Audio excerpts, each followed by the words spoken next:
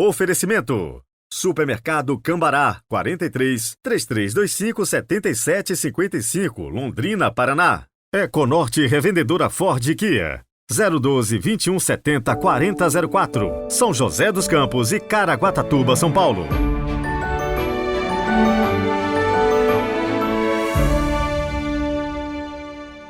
Olá, seja muito bem-vindo ao nosso podcast Evangelho do Dia. Seja qual for a plataforma que você nos acompanha, não deixe de reagir e de participar aqui com a gente. E se puder também compartilhar com seus contatos, oferecer o Evangelho aos seus amigos, familiares, vai ser muito legal a gente expandir o alcance da Palavra de Deus. Rezemos juntos!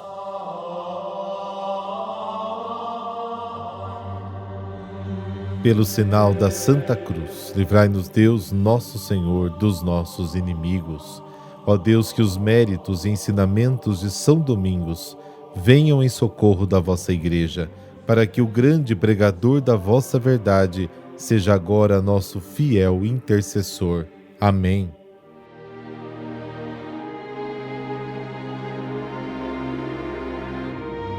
Mateus capítulo 14, versículos de 22 a 36. O Senhor esteja convosco, Ele está no meio de nós.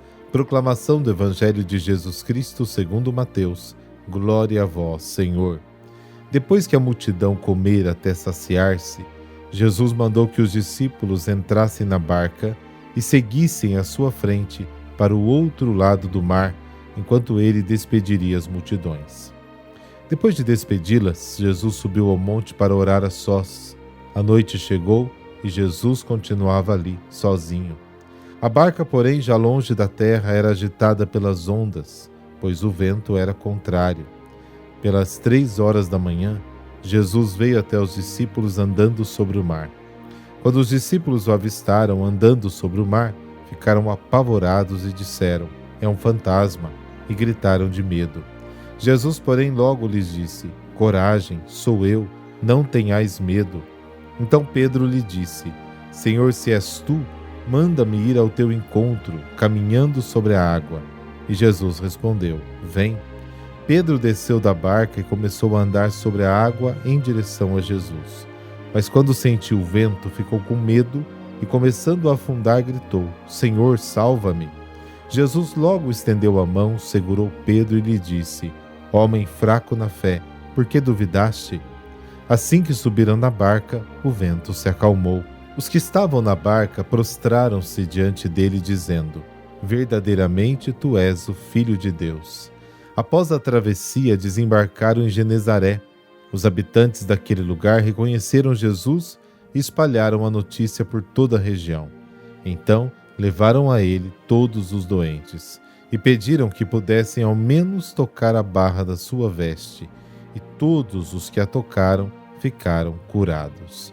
Palavra da salvação, glória a vós, Senhor.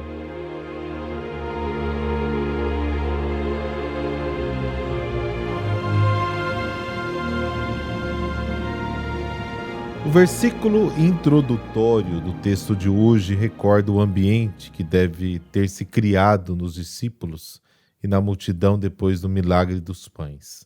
A intervenção enérgica de Jesus sobre os discípulos e sobre a multidão nos permite compreender o rumo que a situação tomou. Os apóstolos, vendo-se subitamente no centro de uma história inédita, começam a cobrir-se de uma glória fácil e de uma euforia difícil de controlar. O evangelista João recorda que os que tinham comido os pães queriam raptar Jesus para fazê-lo rei. João capítulo 6, versículos 14 a 15. A montanha é o lugar do encontro com Deus. Jesus é o Filho e por isso tem uma necessidade infinita de estar com o Pai. Jesus é homem e no encontro com o Pai obtém a clareza e a coragem para realizar a sua missão.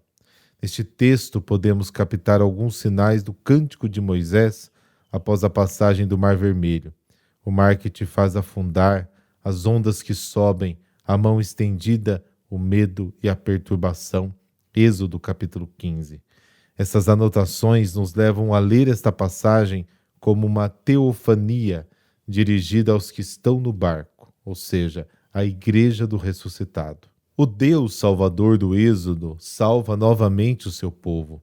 O episódio é um símbolo da comunidade cristã perseguida. Ela não precisa temer, porque o Senhor está presente.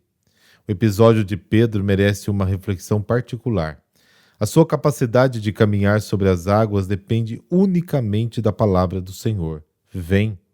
E a sua força está toda na fé em Jesus. Com a fé, cada discípulo pode repetir os mesmos milagres do Senhor. Mas se a fé falha, o discípulo torna-se presa fácil das forças do mal, representadas na Bíblia pelas águas impetuosas. O vento representa o momento da provação, e o mar indica as forças do caos, sobre as quais Deus exerce o seu poder, como diz o Salmo 107, tanto na criação, Gênesis capítulo 1, como na experiência da libertação, Êxodo 14.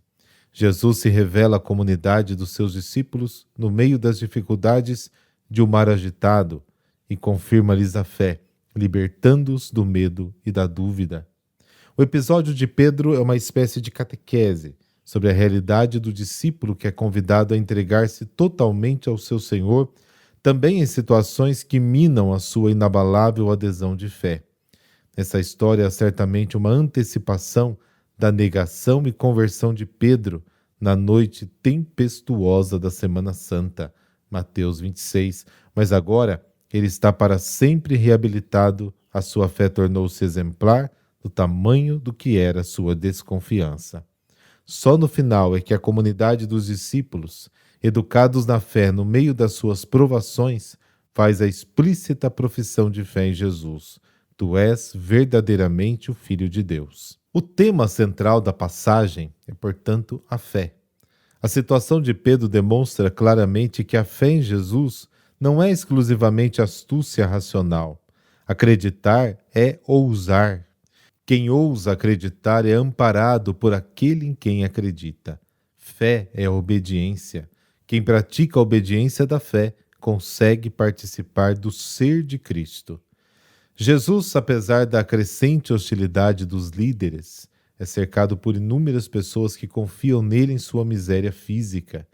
A história deixa claro que assumir a miséria humana é um pré-requisito indispensável para uma transmissão do Evangelho digna de fé.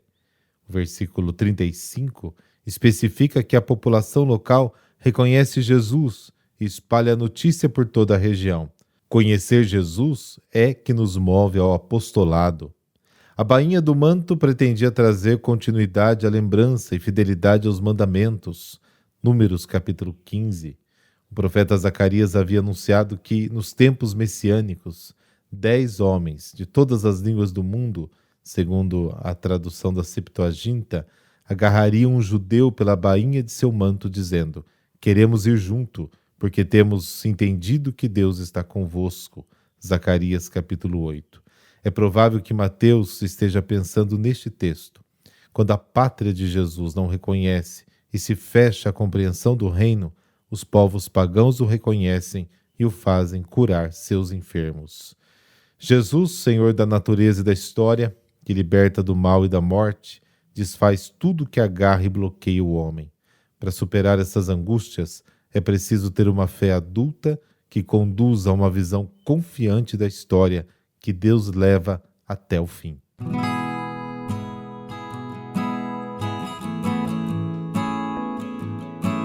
Hoje a igreja se veste de branco para celebrar São Domingos de Gusmão, fundador da Ordem dos Pregadores. Ele nasceu em Caleruega, na Castela Velha, em 1170, na Espanha. Pertencia a uma família nobre, católica e rica. Seus pais eram Félix de Gusmão e Joana Daza, e seus irmãos Antônio e Manés. Na sua família havia um tio sacerdote. Assim, a vontade de evangelizar já estava presente desde a infância. Domingos dedicou-se aos estudos, tornando-se uma pessoa muito culta. Mas aos 24 anos, o chamado ao sacerdócio foi maior e Domingos começou a fazer parte dos canônicos da Catedral de Osma, a pedido do bispo Diego. Logo foi convidado para auxiliar o rei Afonso VII nos trabalhos diplomáticos do seu governo e também para representar a Santa Sé. Durante a Idade Média havia a heresia dos albigenses, os cátaros, no sul da França. Papa Inocêncio III enviou Domingos e Dom Diego para enfrentar os albigenses e propagar o evangelho. Porém, com a morte repentina de Diego, Domingos de Gusmão permaneceu sozinho na missão. Em 1215, Domingos fundou uma ordem que oferecia uma nova proposta de evangelização cristã e vida apostólica. No dia 22 de dezembro de 1217, Papa Honório III emitiu a aprovação definitiva, dando-lhe o nome de Ordem dos Frades Pregadores. Eles foram conhecidos como homens sábios, pobres e austeros. São Domingos de Gusmão morreu no dia 6 de agosto de 1221, com 51 anos, no convento de Bolonha. Foi canonizado pelo Papa Gregório IX, que o havia conhecido pessoalmente após 13 anos da sua morte. São Domingos de Gusmão, Santo Mestre, ajuda-me a sempre espalhar a verdade de Cristo e lutar contra todo tipo de blasfêmia e descrença. Amém. Abençoe-vos o Deus Todo-Poderoso, Pai, Filho e Espírito Santo. Amém. Boa terça-feira para você e até amanhã, se Deus quiser.